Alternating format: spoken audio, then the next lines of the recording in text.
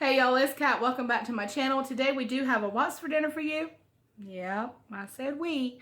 It's a little bit different than what you're used to seeing, but sometimes different can be good. Welcome to my Southern Farming Kitchen.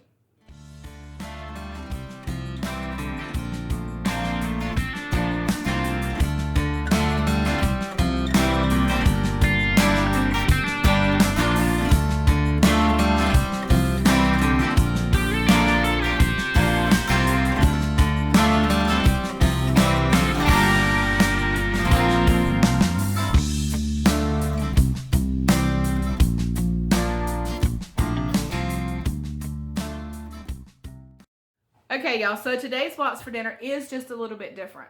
Mrs. Dickinson and I, her link is below, we have come up with a concept that we wanted to share with you guys and see if you like it. We've come up with a 3-course meal. That's going to be your appetizer, your entree, and your dessert. Sounds great, right?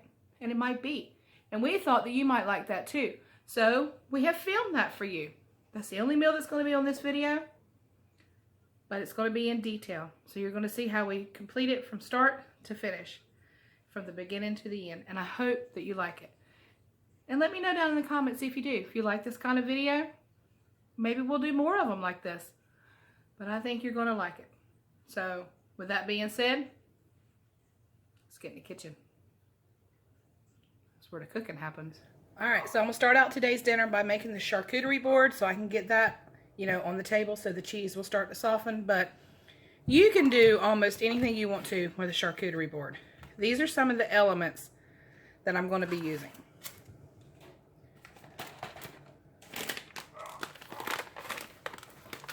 See those? Those are addictive. Just saying. All right, and then I also have some green olives, some black olives, and I have the planter all fruit, the seedless blackberry, because I can't decide if I want that to go on my cream cheese or the honey. Or I could do both.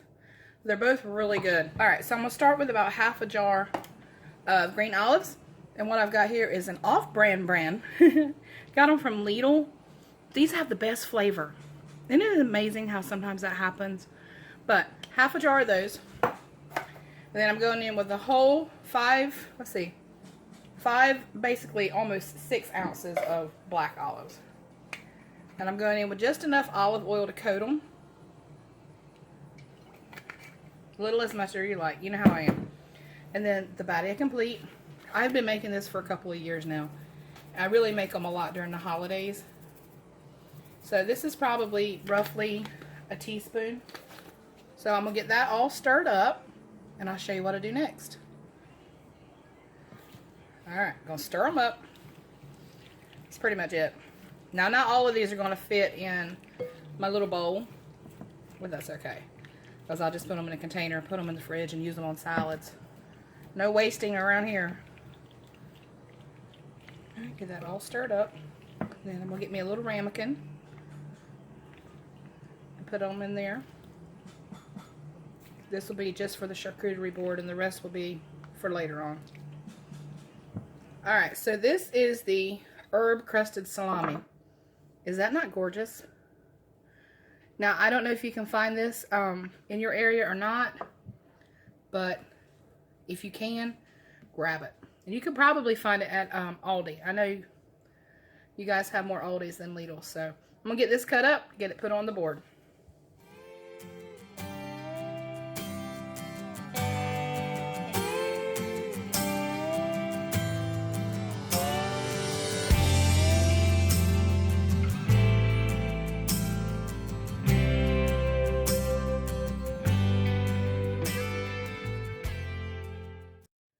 So for my cream cheese, I asked hubby, and he told me that he would prefer a savory cheese, so we're going to go with a savory cheese.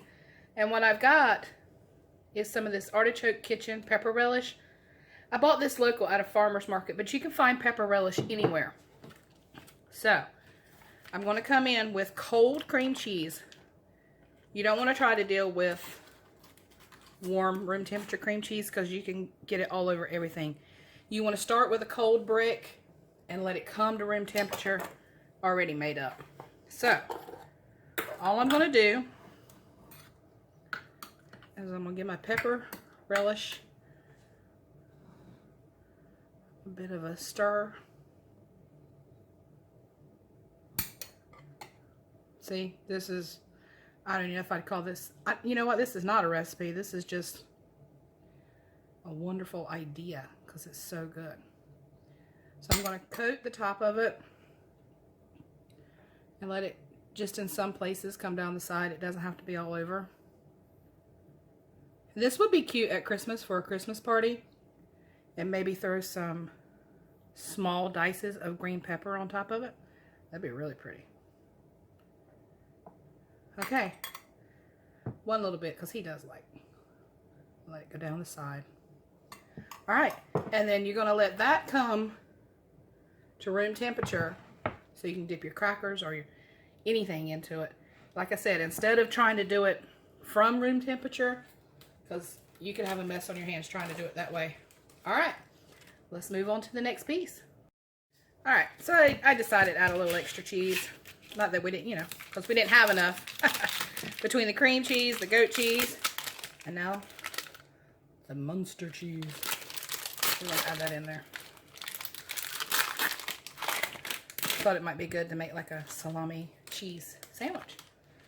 All right, so I'm going to cut this up, and then I'll show you how I arrange the meat and the cheese side by side.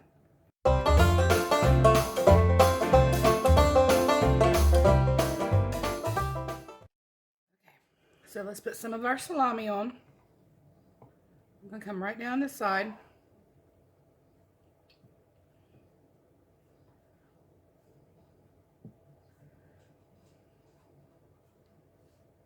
And I'm only doing like my small board.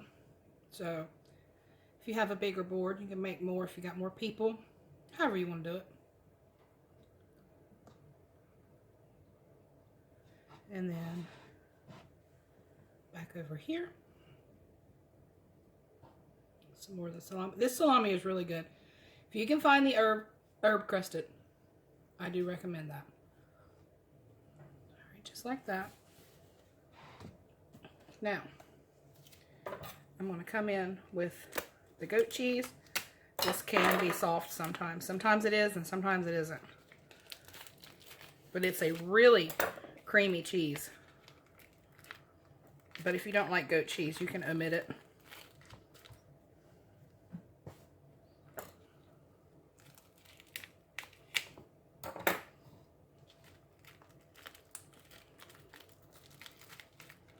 See, like I said, it's on my fingers because it is very crumbly. I'm going to put it over here in this corner. Now, very gently, I'm going to drizzle just a little bit, not enough to make a mess.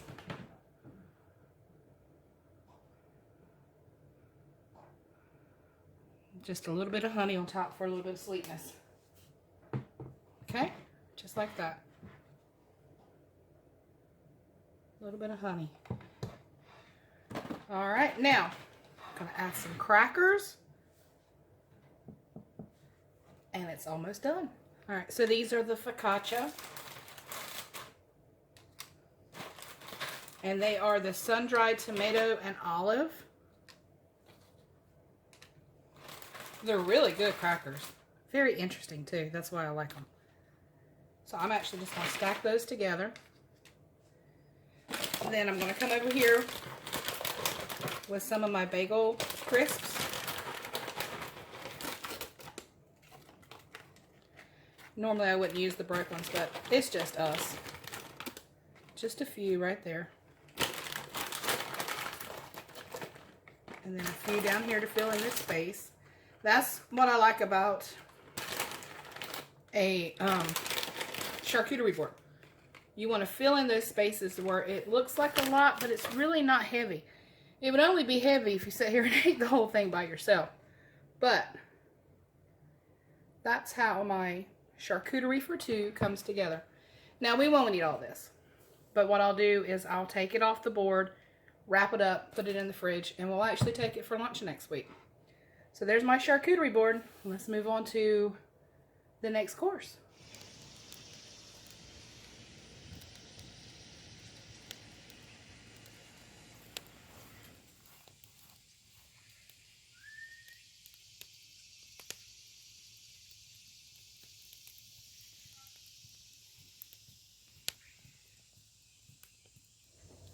All right, y'all. So for the main course tonight, we are having ribeye steaks, and we're smoking them in our portable smoker with pecan wood. Yeah, pecan, not pecan. So in the bottom of a dish here, you know, that's got a lid so that I can let it come to room temperature on the counter, I'm going to add some Lea and Perrins. I'm not going to say it. I'm going to add some Lea and Perrins and some Montreal steak seasoning. We just buy the big one at Sam's Club because we go through so much of it. All right, I got some pretty ribeyes here. I got one for all three of us. Melody has to work tonight, but I'm going to go ahead and cook hers up, and I can put it in the fridge for her, and we can heat it up as best we can. So that only goes on one side, and I'm just trying to kind of push them together a little bit to make room. And I think it's going to fit. Look at there. Just like that. Now, like I said, the Worcestershire, I did it for you, only goes on the one side. I'm kind of moving it around a little bit. Now, to the top of it, that's happening. We're going to add honey. So, Jason, I really appreciate this recipe. I don't think I have eaten a ribeye any other way since he showed me how to do this. So, I appreciate you. Alright, so we're going to put this on here like this. Just like that. Hear that chainsaw? Getting that pecan wood ready. And I'm going to come back on top of it with some more of the Montreal steak. And really, it's to taste, however much you like. If you like a little bit, put a little bit. If you like a lot, I'm kind of like stuck in the middle here. Woo, hearing that chainsaw going. Now I'm going to stick the lid on it and let it come to room temperature. And as soon as the grill or smoker, whatever you want to call it, is ready, we're going to have some ribeye steaks. I'm so excited. Okay, so most of you around here already know, you know, if you're not a newbie, you know that we love fresh vegetables. We eat them with everything, at least 2 or 3 vegetables with every protein. So, I'm going to make a marinated cucumber and onion salad. Just kind of something crisp and fresh and cold to go on the side. So what I'm going to do is get these 2 cucumbers peeled up and get an onion sliced up, and then just show you how, show you how I marinate it. It's easy, I promise.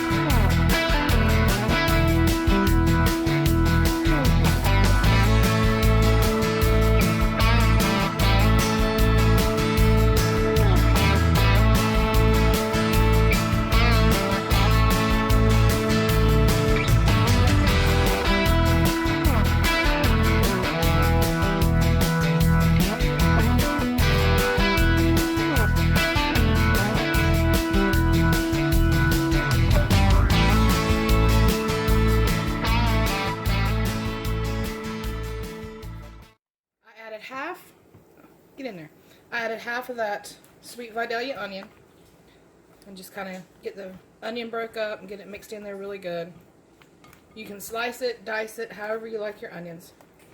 Now, I really like this Ken's Steakhouse, the garlic and basil, but I'm not going to add a lot. At least I'm going to try not to add a lot.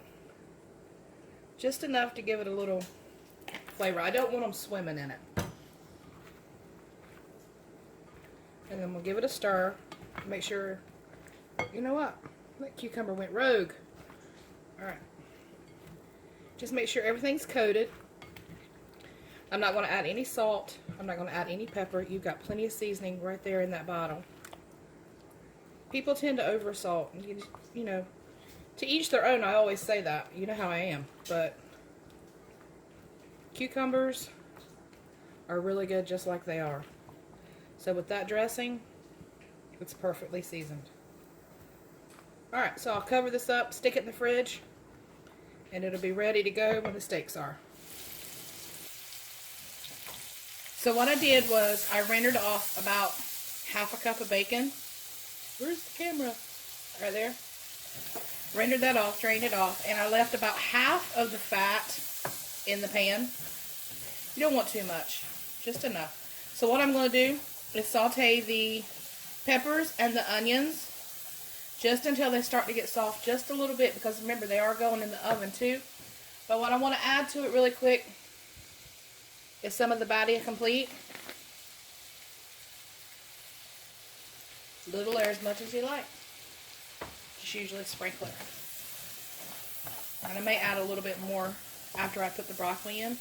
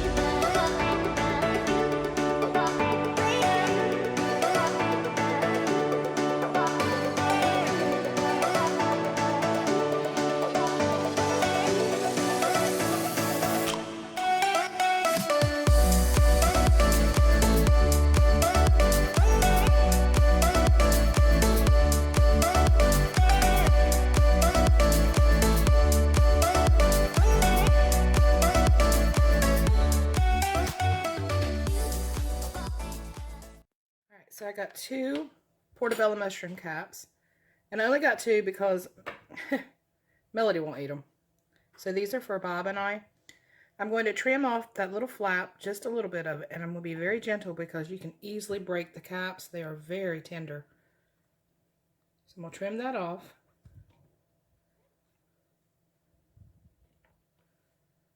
And then I'm going to take a spoon and very gently remove those gills. Some people say you don't have to. I think it tastes better when you do.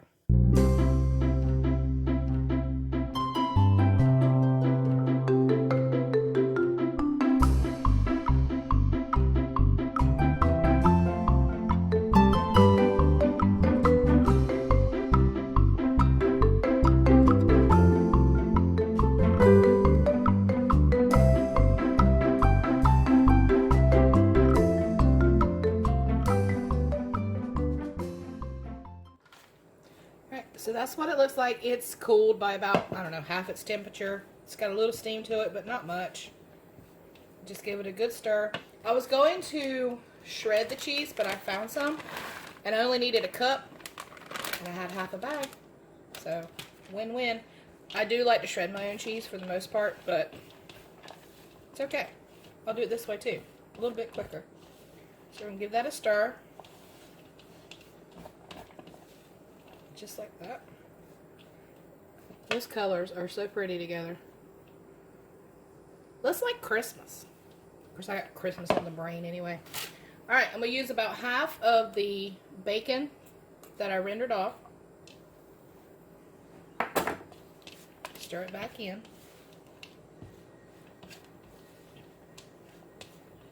Now, I've got a little more stuffing than what I'm going to need, but I'm going to keep it because I'm going to use it probably tomorrow night or the next night. Heat it back up and eat it with some chicken. So don't ever throw it out. There's always something you can do with it. Alright. So I've lined my pan here with some foil because I don't want to mess up my dishes. I'm going to drizzle it with just a little bit of olive oil. Now remember, you can make this completely keto and completely vegetarian. If you want to make it vegetarian, just omit the bacon and the bacon fat and use olive oil. And there you go. It's practically keto anyway. I would actually say it is. My friend Jen could tell me. Alright, so I'm going to come in here, just spread out that oil a little bit. I'm going to take a little bit more of the Badia. Just sprinkle it inside the cap.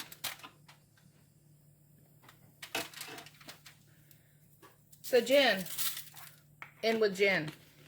This is keto, correct? You know how I am. All right. So I'm gonna take my mixture and I'm going to gently press it in, just like that.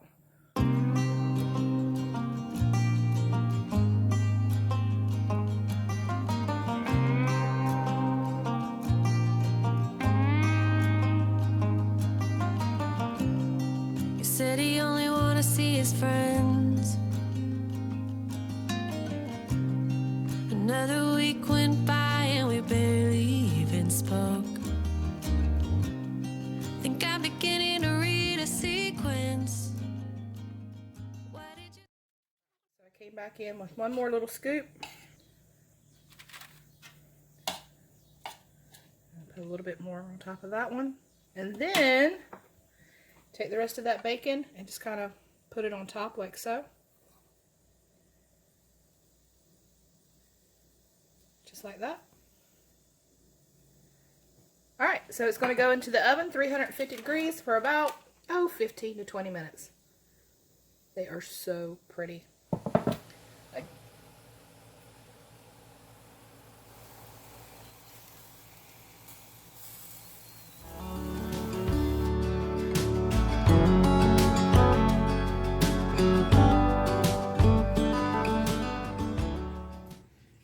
Ribeyes are off, mushrooms are done, cucumbers are marinated. So it's just dinner for two.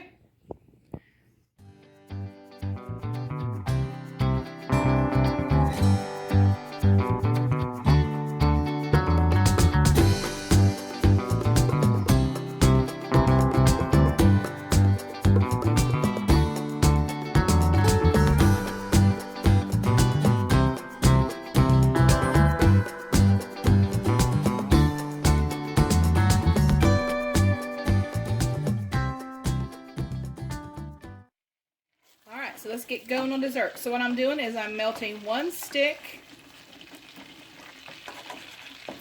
of salted butter until completely melted. You see it's starting to foam up and bubble a little bit there. I'm going to add 1/2 cup of brown sugar. Now reduce your heat to medium.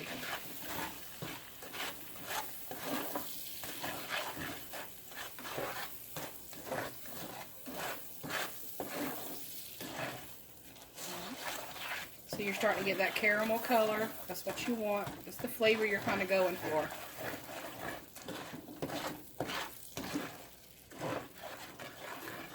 Alright, now I'm going to add just a dash of cinnamon. More or less to taste. And then just a dash of vanilla.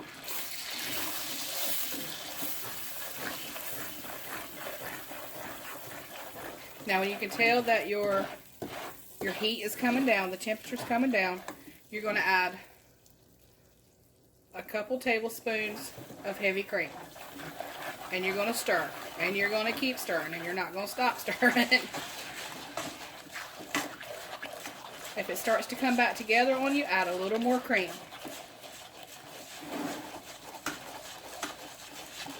But as you can see, it's not.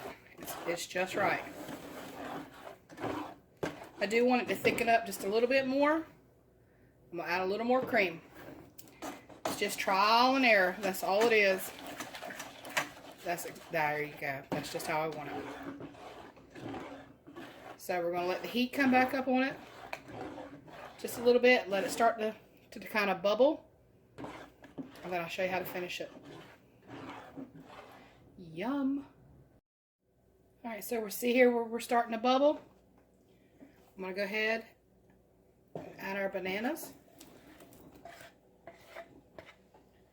Like that. And I don't like mine cooked down a whole lot. So I'm basically going to coat them and just heat them through. If you cook them too long, they will turn black on you. So you really want to make this and serve it almost immediately. I've never been able to keep it, you know, looking good more than an hour. Alright, so the sauce is thick as I wanted. The bananas are heated through. They've not lost their color. And I'm done. I'm going to turn off the heat, put this over some ice cream, and that's our last course. I'm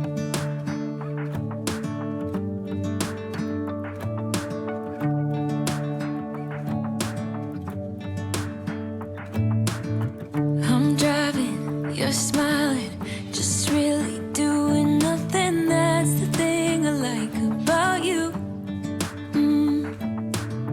On the highway, it's our way, Route 66, and we keep... That is the last course. Mock banana Fosters, made for two. Think it's time to cuddle up, watch a movie, and call it a day. Okay, y'all, and that's it from beginning to end. Your appetizer, your entree, and your dessert. If you enjoyed this video, please let me know. I would really like to make more of them. I like the concept, especially with the holidays coming up and dinner parties. I love making appetizers. So please let me know what you're thinking. If you like this, just let me know down in the comments. And please make sure you go check out Shauna's channel as well and her video. Y'all, I got the inside scoop. I know what she's making.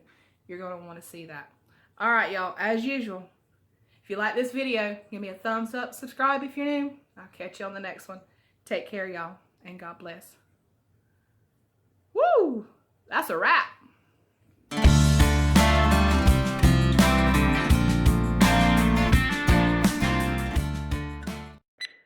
Okay, y'all, I'm playing with my hair. And that's how it works. That's how it works. All right, y'all. So like I told, is that like a hair? Subscribe to my channel, please.